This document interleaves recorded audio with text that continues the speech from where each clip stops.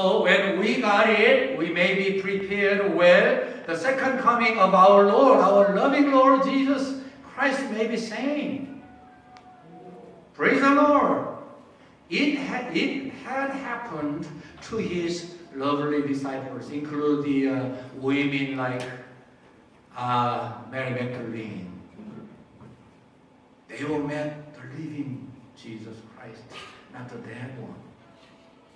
And as you know, there are a lot of places where in the Bible we can see how he was resurrected and how he was greeted and how he was met by his own disciples. And there are a lot of places to explain that, especially in four Gospels, the Synoptic and John. And also, there are a lot of places, even in Old Testament. But as you see in the New Testament, or in the whole Bible, Corinthians chapter 15 is the most in detail and brilliant explanation how Jesus was resurrected, and so his followers will be resurrected, and how and in what body are we going to be resurrected. All is explained and written in the word of the Lord. And chapter 15, well, in 1 Corinthians, there are two phenomena, wonderful chapters. And the first one is chapter 13, the chapter of love. We can never find any other place to explain love as it was written in Corinthians, 1 Corinthians chapter 13. We can never find. Okay, we can never find. That's why even the secular people are composing by chapter 13 of Corinthians and made it a song and sing once in a while, sometimes very often. And at the same time, the 15th chapter of 1 Corinthians is most brilliant explanation of Jesus' resurrection and our resurrection. Okay, it has a long explanation. It is very persuasive.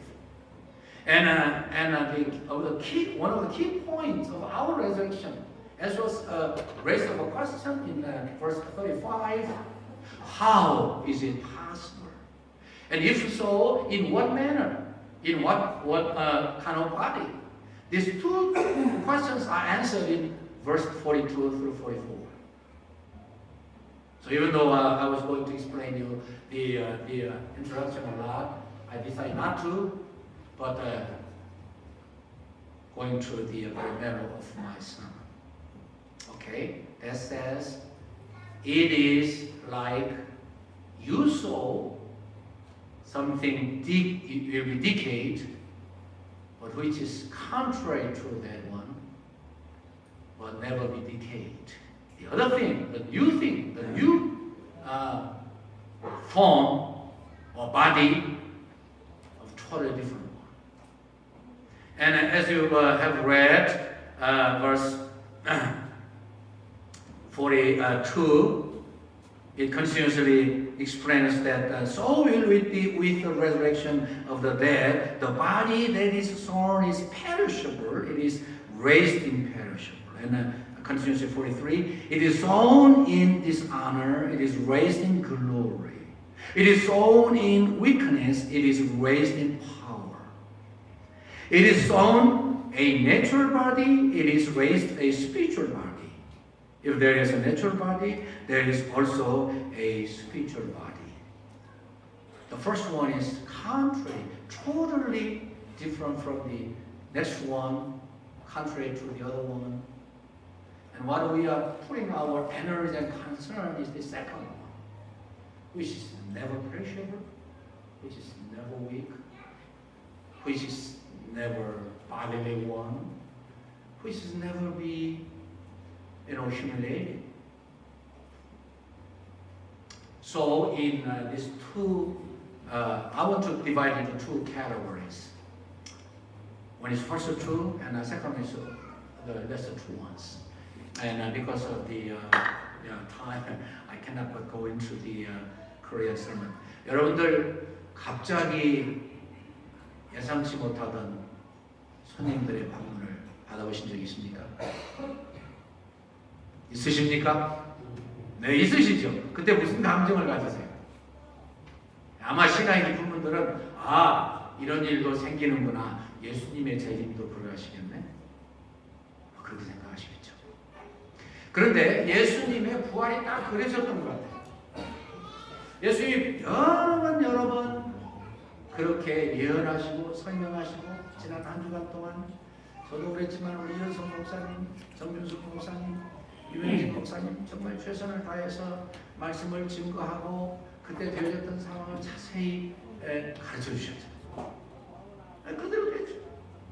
그래서 예수님께서 그렇게 예언하셨는데 아무도 믿지 않고 아무도 기대하지 않았어요. 그래서 예수님이 부활하셨다는 사실이 그렇게 놀랍고 여러분들과 저는 예수님의 재림을 기다리고 있는데 아마 그 재림도 분명히 그럴 것이다. 그래서 오늘의 이 부활절의 예배와 설교는 더 중요한 것 같습니다. 예수님의 부활에 대한 이 설명은 너무도 성경에 많이 나와 있습니다. 그런데 제가 볼 때 고린도 전서에 이미 영어로 설명했지만 두 장이 가장 유명한 장이 하나는 사랑장 13장이고 하나는 부활장 15장입니다. 제가 볼 때 15장 같은 그런 논리적이고 컴팩트하고 완벽하고 완벽이란 말이 좀 모순이 있긴 합니다만은 이런 정도로 감히 누가 부정하기 어려운 말씀을 논리정연하게 풀어내는 것은 정말 힘든 일이었습니다. 하나님이 글을 쓰셔서 그 학문이 많고 논리적이고 차분하고 정확하고 확실하고 순서대로 딱 맞게. 그래서 1절에서부터 11절까지는 예수님의 부활에 대해서, 12절부터 34절까지는 우리의 부활에 대해서, 35절부터 49절까지는 지금 제가 설명하려고 하는 내용이니까 좀 이따 설명하고요. 50절부터 마지막 58절까지는 그 부활한 사람들이 얼마나 위대한 삶을 살 수 있고 얼마나 세상과 싸움에서 넉넉히 이길 수 있고 그러기 때문에 감히 사망을 향해서 감히 죄악을 향해서 명령하고 물리칠 수 있는 위대한 삶이 이루어지는 것을 설명하고 있어요. 35절부터 49절 특별히 오늘 본문에서 읽은 말씀은요. 요약해서 두 가지로 설명하겠습니다. 35절에 보면은 너희들 중에 어떻게 도대체 가능하게 부활이 될 수 있다고 하느냐 그 질문을 해보고요. 또 하나는 질문은 만약에 그렇다면 어떠한 몸이겠느냐 두 가지를 질문했습니다. 그 대답이 오늘 35절 이하에 나와 있지만 핵심적으로 오늘의 말씀에 나와 있습니다. 하나는요, 왜 그렇게 상식이 없느냐? 너희들 맨날 씨 심고 그리고 그것이 자라서 어마어마한 나물도 되지만 나무같이 되는 거 보았잖아. 어저께 제가 우리 교회 대표님들의 감격스러운 신방을 받고 같이 다니면서 말씀 나누는 것을 제가 소개하려고 아까 그렇게 제가 인트로덕션을 말씀드렸습니다. 네. 그런 제 마음도 있었지만요. 이분들이 농사에 관심이 많아가지고 이것저것 다 보면서 제가 느끼는 게 봄이 오면은요. 분명히 이 작은 씨앗, 작은 새싹, 작은 그런 이 새 가지, 새 눈, 그 뒤로 될 일을 상상도 할 수 없는데요. 어마어마하다. 어떻게 이럴 수가 있어? 요즘은 이 씨앗들이 무섭다는 생각이 들어요. 어떤 때는 눈에 안 보여요. 그런데 그게 커가지고 그렇게까지 크게 자랄 수 있을까? 이건 뭐 겨자씨만 그런 게 아니구나라고 생각될 정도로 진짜 어마어마하죠. 오늘 사도가 이걸 사용하시는 거예요. 너희들 맨날 그렇게 농사하면서 왜 그걸 몰라? 씨앗과 그 결과로 나눠진 그 어마어마한 그런 그 결과물에 대해서 비교해봤어? 상상해봤어? 자연적인 농산물에 대해서는 그런 마음을 가지면서 왜 부활을 못 믿겠다고 그래? 그런 말씀이에요. 아까 기도하신 장로님 언급하셨지만은 자연만물을 보면서 새봄이 올 때 누구나 다 그냥 벌거벗은 채로 그저 다 죽은 그 그러한 풀을 비롯해서 모든 것이 다 죽어있는 그런 상태가 남아있으니까 아무도 믿지 않으십니다. 맨날 바뀌게 돈만 되면 이것들이 어마어마하게 변화하고 어마어마한 결과를 이룬 것을 다 믿으시고, 마찬가지로 우리 예수님의 부활, 그 예수님을 믿음으로 하면서 함께 죽고 함께 부활한 우리들의 부활체 다 마찬가지예요. 예수님께서 왜 그 인류의 최초에 있었던 부활을 하셔야만 됐습니까? 똑같은 원리. 씨앗이 죽어야 어마어마한 결과가 나와요. 우리가 예수의 믿음으로 말미암아서 죄악에 대해서 죽어야 됩니다. 죽었습니다. 얼마나 죽고 싶으셨어요. 얼마나 죽고, 저도 마찬가지예요. 예수를 믿으면서도 주님이 원하시는 대로 살고 주님의 모습대로 살고자 하는 열망과 기도와 성령 충만을 그렇게 사모하며 주님이 주시는 그런 성령 충만을 받는데 늘 되는 거 아니기 때문에, 그러지 못할 때 아직도 옛 성품이 나와가지고 왜 이것이 이렇게 안 주고 생각할 때가 많이 있고, 심각한 말씀에 부딪힐 때에는 정말 하나님 앞에서 내가 이렇게만 살아서 되는 건가 고민이 생기지 않을 수가 없습니다. 그러나 예수님을 믿음으로 하는 이 믿음은 세상이 뭐라 그래도 잃어버릴 수도 없고 움직여질 수도 없고 옮겨질 수도 없어요. 이건 내가 받은 거 아니에요. 하나님이 주신 선물이에요. 여러분들 자신이 내가 받은 걸로 생각하면 no. Without being given by the Lord, you cannot have the faith. 절대로 믿음 못 가지죠. 그러면 이제 내가 죽었다. 예수님과 함께 죽었다. 잘 죽었다. 에이, 잘 죽었어. 이제 죽은 사람은요, 그런 이야기를 하죠. 이 재단에 올라온 재물, 죽은 재물, 세상 일에 관심이 없어요. 근데 그거보다 더 중요한 것은 물론 다시지만 부활하는 거예요. 죄에 대해서, 죽음에 대해서 죽고 그걸로 끝나면 우리처럼 비참한 삶이 어디 있어요? 맨날 죽다가 끝나는 거죠. 그런데 그게 아니라니까. 반드시 부활해요. 자연만을 통해서 보여주셨듯이 반드시 부활해요. 그래서 전혀 새로운 삶이 이루어집니다. 우리의 의를 위해서 부활하셨습니다. 죄 때문에 죽으셨지만 이제는 우리의 의를 위해서 부활하셨습니다. 그래서 주님과 함께 죽고 믿음으로 하는 또 두 사람이나 새롭게 또 마음을 간직해 했습니다. 지난주에 입교했던 사람들 다 새롭게 마음을 가지고 이제 나는 예수님과 함께 죽었다. 내 육신에 대해서 죽었다. 이제는 주님과 함께 부활해야 된다. 의와 함께 살아야 된다. 성령님 보내셨는데 내가 죄를 고백하고 믿음으로 성령 충만 받고 말씀과 기도로 성령 충만 받아서 내 육신이 완전히 죽고 주님이 부활체로 나와 함께 살아계시는 것을 증거해야 된다. 이런 각오가 대단히 단단해진다 그 말. 세 가지 간단하게 제가 설명을 해야 돼요. 그 다음에 보니까는요, 욕된 것으로 심고 영광스러운 것으로 산다. 욕된 게 무엇일까 생각을 해봤어요. 부활절 되면은 저도 그러지만 여러분들도 아마 그러실 거예요. 막달라 마리아. 여러분, 귀신 하나만 들어도요, 그 삶이 어떻게 되는 거 아시죠? 얼마나 지저분하고, 얼마나 더럽고, 얼마나 세상에서 상대할 수 없을 만큼 옷차림부터, 몸차림부터 그렇게 되자는데 7 귀신. 근데 놀랍게도 예수 이 땅에 오셔서 그를 고쳐주셨어요. 참 예수님의 비유의 말씀이 맞습니다. 그러니까 많이 고침받고 많이 사랑받고 많이 은혜를 받은 사람은요, 더 뜨겁게 주님을 사랑하도록 되어 있어요. 부활절이 되면 저는 늘 생각해요. 처음에 예수님을 찾아간 사람이 누구냐? 끝까지 그 자리를 떠날 수가 없어서 그 자리를 지키면서 울던 사람이 누구냐? 도대체 죽은 시신이라도 다시금 못다한 사랑을 그저 부어서 시신이라도 형통처리 잘 하고 싶어서 그 자리를 떠나지 못하고 애타고 눈물을 흘리는 사람이 누구냐? 막달라 마리아예요. 정말 욕된 삶이었어요. 더러운 삶이었어요. 상상할 수 없는 삶이었어요. 그런데 주님께 고생받고 주님을 붙들고 시신이라도 만나고 싶어서 왔던 그의 간절함을 보고 하나님은 그의 간절을 전혀 외면하지 않으시죠. 그래서 여러분들과 제가 이전에 나올 때 간절하게 나오고 싶은 거예요. 믿음으로 나오고 싶은 거예요. 기도로 나오고 싶은 거예요. 준비로 나오고 싶은 거예요. 하나님 우리 중심을 너무나 잘 아시고 우리 예수님 그를 깨끗이 해주셨습니다. 그 뒤로 그가 얼마나 영광스러운 삶을 살고 몰라요. 욕된 것으로 심었는데 영광스러운 것으로 거두고 영광스러운 부활체로 주님을 영원히 섬깁니다. 저는 그렇게 믿습니다.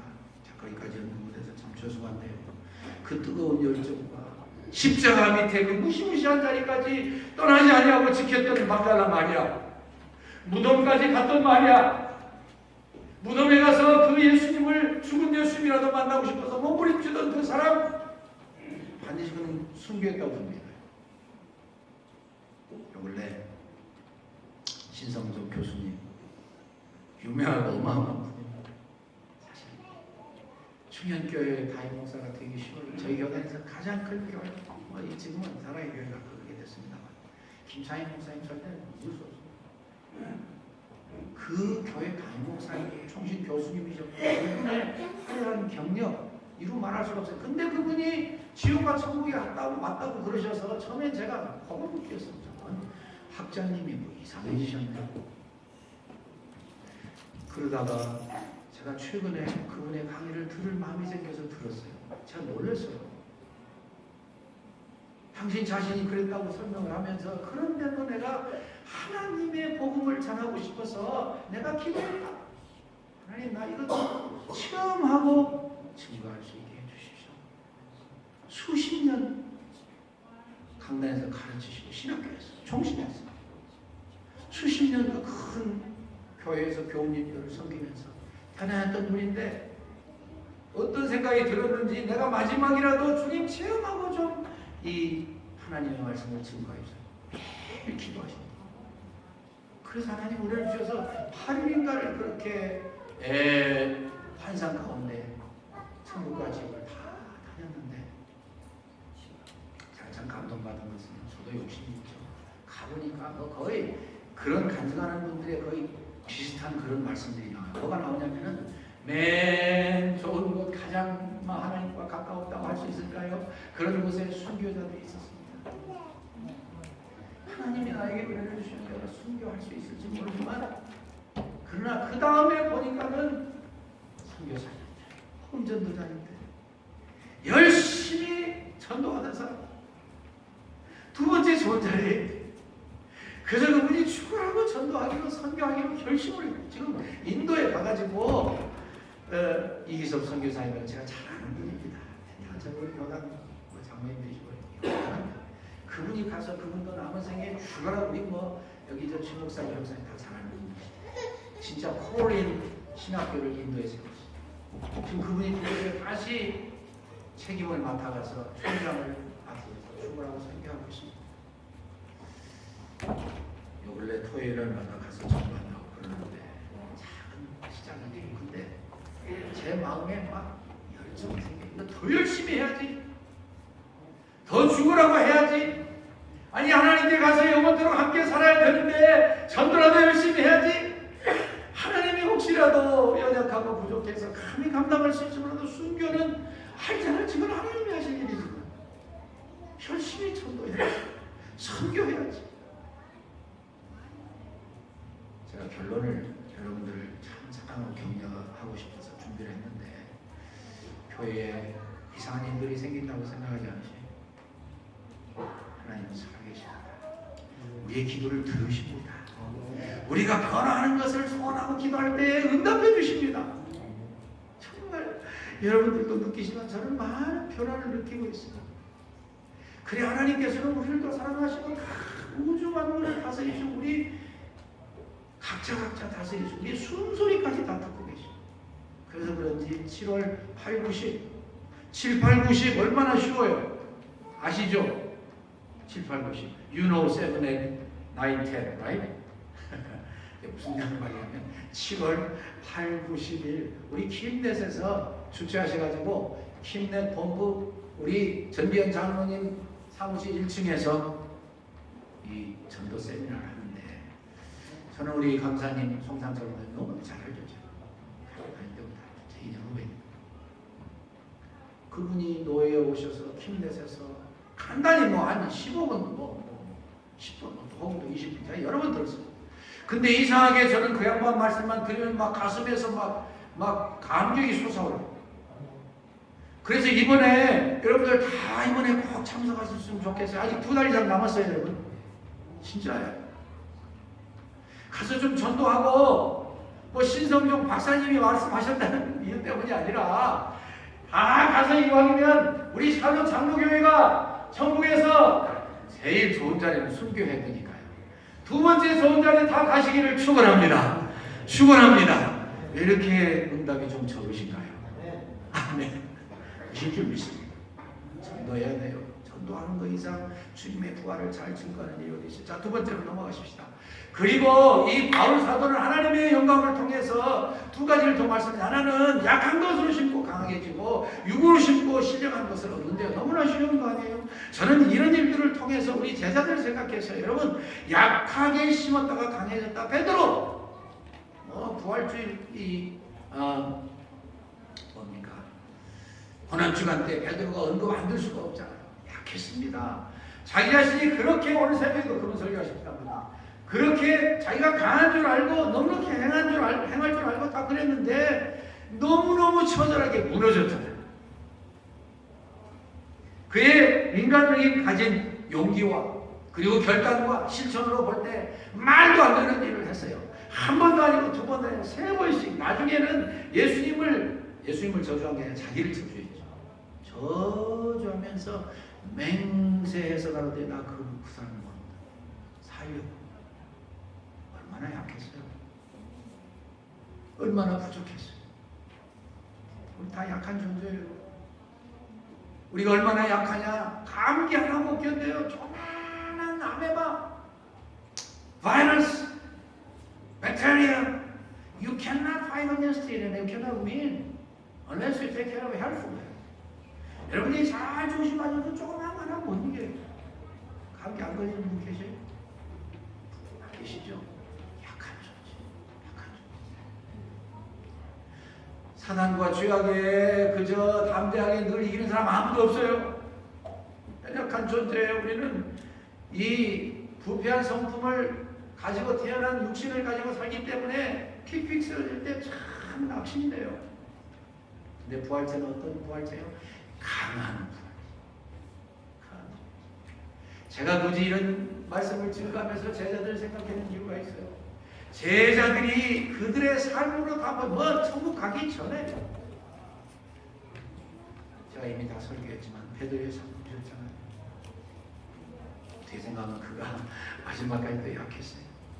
저는 제가 그때 설교를 하면서 참 제 마음이 감동해서 눈물 섞인 소리로 제가 표현했습니다만, 자기가 로마 교회를 그만두고 로마의 성을 이렇게 빠져나가려고 그럴 때 예수님이 오셔서 만났을 때 얼마나 당황했겠어요. 포마디스토미네, 주님 어디로 가십니까? 나는 내가 버리고 간 이 로마 교인들을 다시 목양하러 간다. 얼마나 충격받았어요. 그래서 돌아가서 십자가를 졌는데, 아무도 그를 못 이겼습니다. 나는 예수님처럼 제대로 십자가 박히지 못하고 나는 거꾸로 박히기를 원한다. 어떻게 그게 가능해요? 안 돼요. 성령님은 여러분들과 제가 성령 충만하면 하늘나라에 부활체로 사는 것 같은 체험을 할 수 있을 줄로 믿습니다. 육으로 심고 영으로 심는 거 너무나 잘하는 이야기잖아요. 저는 요한사도를 생각했어요. 그가 영으로 산 그런 경험이 우리보다 더 많지 않았느냐. 육으로 심었는데 영으로 잘하시는 이야기지만 판모섬에서 외롭게 하나님을 혼자 예배했을 것 같은 생각이 들어요. 정말 기가 막혔을 거예요. 내가 어쩌다가 이 모양이 꼴이 됐나. 내 친구들 다 떠나가고 하나님으로 감격스럽게 다 숨겨당했는데 다만 이게 뭔가. 나는 도대체 내 앞길이 어떻게 되는가. 슬퍼서 외로워서 눈물 나서 그렇게 하고 있었는데 하나님이 그를 축복하시고 주일날 하늘을 다 열시고 영적인 세계를 다 보여주셨죠. 그리고 요한계시록을 쓰게 하셨죠. 저는 아무리 생각해도 요한계시록의 요약은 우리 성도들이 이와 같이 하나님의 은혜로 이기고 영원 세계에서 영원토록 산다고 보여주신 것으로 줍니다. 마지막 결론 한마디만 말씀드립니다. 여러분, 남들 잘된 거, 제자도 훌륭하게 산 거, 막달라마리아가 헌신한 거 다 좋아요. 근데 설교의 마지막은요, 항상 내가 그럼 어떻게 살라는 거냐? 내가 이 교회당을 나설 때에 무엇을 고치란 말이냐? 이게 빠지면 설교가 아니에요. 그렇잖아요. 그럼 그러면은 오늘 설교를 보시고 무슨 결심을 하시겠습니까? 어떻게 내 삶이 달라져야 되겠다고 그렇게 기도하십니까? 2019년 4월 21일 부활주일, 내가 이 교회에 들어오기 전에는 이랬는데 내가 이 교회당을 나설 때 어떻게 달라졌냐, 무엇을 결심하고, 오늘 너무 장로님들하고 우리 동건이 세례 준비를 위해서 당의 문답을 거쳤는데 똑같은 것입니다. 저는 한 예를, 비슷한 예를 하나 찾아보고 싶었습니다. 릴랜드 스탠포드, 여러분들 잘 아시죠? 여러분들 아이비리가 다 동부에 있는 줄 그렇게 알고 계시고 맞죠? 근데 서부에도 못지않은 대학들이 있습니다. 그 중에 하나가 스탠포드 유니버시티예요. 잘 아시죠? 1983년에 벌써 미국의 대학교 총장님들과 학생들이 최고의 대학이다 뽑아낸 대학이에요. 이 릴랜드 스탠포드는 유명한 분이에요. 주지사도 하셨고, 태평양 절도회사 사장도 하셨고, 상원의원도 하셨고, 그리고 유명한 자선가였어요. 근데 그 집에 아들이 하나 있어서 유아들이 있습니다. 이 부호 성공한 분이 이 아이를 얼마나 잘 기르고 싶으셨겠어요. 그래서 그를 데리고 이태리로 갔습니다. 아마도 틀림없이 이태리의 라틴어나 혹은 음악이나 무슨 그 고색창연한 이 문해부흥의 중심지에서 아이를 고전을 통해서 잘 최고의 물로 기르고 싶어서 그러셨겠죠. 그런데 세상에 만사가 사람 마음대로 안 되더라고요. 그 귀중한 아들, 금이아오기로 9살 때 병에 걸려서 죽어버렸어요. 마음이 찢어지고 하늘이 무너지는 고통을 당했습니다. 무슨 희망이 있겠어요? 아들 하나 그 잘못 기르면 자기는 다 늙어서 돌아가실 텐데 너무 슬펐어요. 너무 기가 막혔어요. 그런데 그 순간에 하나님이 역사하셔요. 믿음을 가진 사람이 거기서 차이가 나요. 하나님의 그 마음을 만져주셨습니다. 그리고 영생을 바라보게 하셨습니다. 우리 예수님의 모습을 닮아가게 하셨습니다. 그래서 그 마음을 추스리고 마음을 바꿔서 하나님의 은혜와 위로와 격려로 새로운 결심을 하게 됩니다. 무슨 결심을 하세요? 다시금 캘리포니아로 돌아와가지고 나는 내 아들 대신에 캘리포니아의 아들들을 내가 대신 기르리라. 내가 대신 기르리라. 이게 기독교 정신이고 이게 부활신앙이라는 저는 믿어요.